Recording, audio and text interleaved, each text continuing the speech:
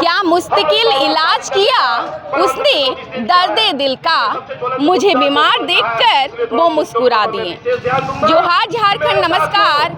Indian guard से मैं केतकी इस वक्त मौजूद हूँ सिंदरी में और आज संयुक्त संघर्ष मोर्चा के द्वारा एक दिवसीय महाधरना का आयोजन किया गया है। उस तरफ की तस्वीरें एक बार मल्लिका दिखा दीजिएगा। भारी संख्या में महिलाएं पहुंची हुई हैं, पुरुष जो है वो भी पेड़ की छांव में बैठे हुए हैं और लगातार मंच से संबोधन चल रहा है। और क्या पूरी समस्या है, क्यों धरने पर बैठे हैं लोग, आइए जानते हैं कार्यक्रम के संयोजक से। जोहार सर।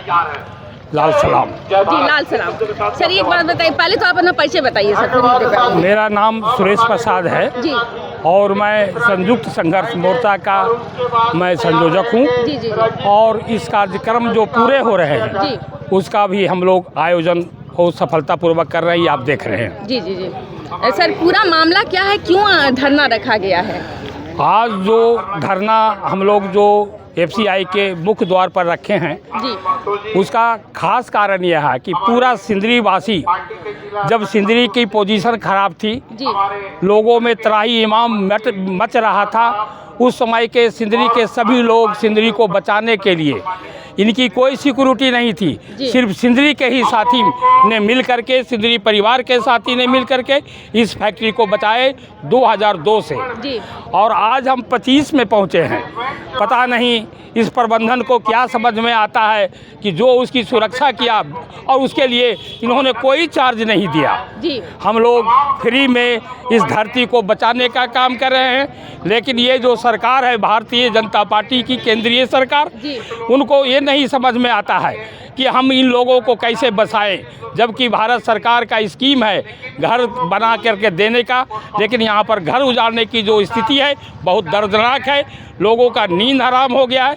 आप देख रहे हैं यह कार्यक्रम उन्होंने डोमगढ़ से शुरू किया है, उसके बाद मरोहा टार जाएंगे, फिर SL2 जाएंगे, फिर सिंदरी आएंगे। पूरे डोमगढ़ में त्राही इमाम मच गया है, सभी की आंखों की नींद खत्म हो गई है, भूख खत्म हो गया है और सभी लोग चिंतित है। यह आप आसानी से देख रहे हैं जो भीड़ यहाँ एकत्रित है और हम उसी के विरोध में एक दिवसीय धरना कर रहे हैं। और इस धरना में शिरकत कर रहे हैं हमारे सिंदरी के हमारे विधायक चंद्रदेव महतो जी और पूर्व विधायक आनंद महतो जी और कांग्रेस के जो अध्यक्ष हैं वो संतोष कुमार सिंह जी के साथ और भी बहुत गण्यमान्य नेता हमारे साथ बैठे हैं और इस आंदोलन को सफल कर रहे हैं। अच्छा, ये FCIL के जो क्वार्टर्स है जिनको खाली करवाने की बात की जा रही है, 2002 से आपने बताया कि लोग उसमें रह रहे हैं, अभी क्या कारण बताकर उसको खाली करवाया जा रहा है? बात यह है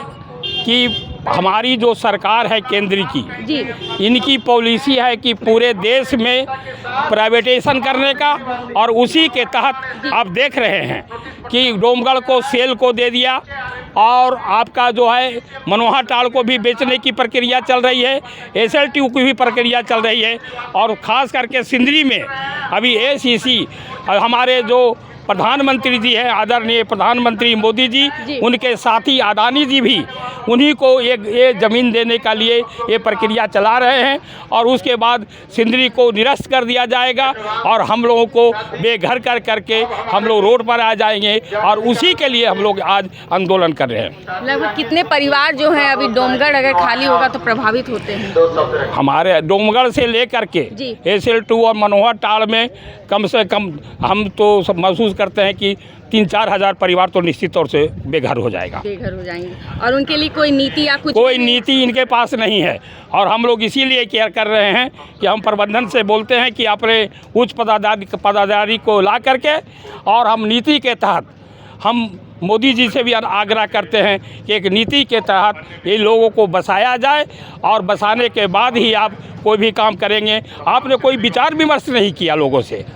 पहले किसी भी काम करने के पहले एक विचार विमर्श होता है और विचार विमर्श का जो रिजल्ट होता है वह बहुत सुखदायी होता है, लेकिन इन्होंने वो भी नहीं किया।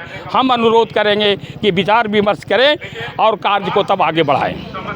सर एक बात और बताइएगा, अगर ये पूरा जो लोग यहाँ पर रहते हैं उनकी जीवनी और जीविका इसी पर निर्भर है और आप लोग इसको बचाने के लिए कल मसाल जुलूस भी निकाले हैं, ऐसी भी खबरें आई हैं। पूरा जो है ये नोटिस कब शुरू हुआ, जब से ये पूरी कहानी शुरू हुई है? देखिए, ये जो हमारे प्रबंधन है, ये नोटिस की प्रक्रिया आज सालों साल से चल रहा है। अच्छा। और आप देखते होंगे जब हमारा जो सांसद का जब हमारा चुनाव हुआ उस समय भी लोगों को हटाने की प्रक्रिया चालू हुई, फिर शांत हो गए। फिर जैसा ही विधानसभा का चुनाव हुआ उसमें भी हटाने की बात हुई, फिर शांत हो गया। और फिर अभी मेयर का चुनाव होने जा रहा है और इनकी प्रक्रिया फिर चालू हो गई है। हमको ये नहीं समझ में आता है कि क्यों वो नोटिस देते हैं जी। और अगर देते हैं तो सिंदरी वासियों के साथ क्यों नहीं बैठ करके मिल मिलाप करके आप विचार करते हैं, क्योंकि विचार से जो रास्ता निकलेगा। और नहीं तो फिर हम लोग तो संघर्ष में जा ही रहे हैं और यह संघर्ष चलेगा, पुरजोर चलेगा, चाहे जो भी रिजल्ट निकलेगा हम लोग भोगेंगे। सर, बहुत सारी बातें सामने आ रही है। कुछ लोग कहते हैं कि बहुत सारे क्वार्टर्स जो है लीज पर भी हैं, ऐसा भी कुछ था? नहीं, तो हमारे कुछ साथी जो VSS में हैं जी। उसको उस समय जो प्रबंधन जो है सरकार लीज में दिया था। जी। तो लीज में देने से क्या होगा, लीज की जितनी भी कानूनें हैं उनके हाथ में है।